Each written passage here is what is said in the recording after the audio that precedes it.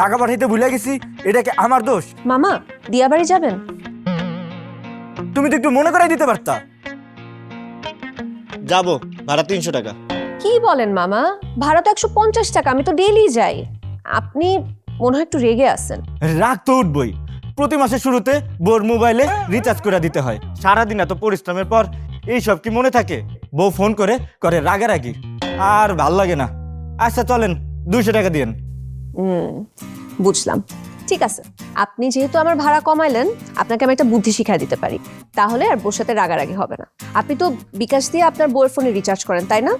হ্যাঁ। বিকাশে auto pay আছে, এটা শিখে রাখলে লাইফ হবে সুপার ইজি। এইটা আবার কেমনে করে? আপনার ফোন বের করেন, বিকাশ অ্যাপে লগ ইন করুন, মোবাইল রিচার্জ সিলেক্ট করুন, এরপর অটো পে সিলেক্ট করুন। নতুন অটো পেতে গিয়ে মোবাইল রিচার্জ অপশন বেছে নিন, মোবাইল নাম্বার দিন, এরপর অটো পের ধরন ঠিক করুন, পিনকোড দিন, হয়ে গেল। এখন অটোমেটিকলি আপনার বউয়ের ফোনে প্রতি মাসে রিচার্জ হয়ে যাবে। হ্যাঁ রে মামা, আপনি তো ম্যাজিক শিখিয়ে দিলেন। এবার চলেন। বিকাশ অ্যাপ রিলেটেড সকল আপডেট জানতে ফলো করুন আমার বিকাশ।